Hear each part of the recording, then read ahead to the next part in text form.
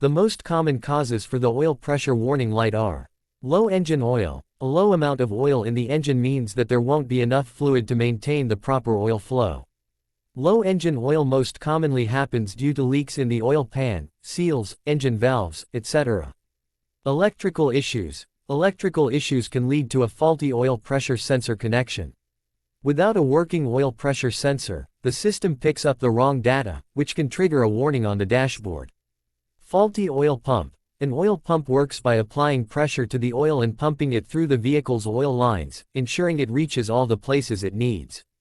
Therefore, a faulty or worn oil pump won't pump the oil properly, leading to insufficient oil pressure and triggering the warning oil light. Faulty instrument cluster. The instrument cluster is a collection of gauges and dials, including the warning lights that sit behind the dashboard. The cluster illuminates the warning lights that you see on the dash. Therefore, when they fail, they might send incorrect warning lights and oil pressure gauge readings.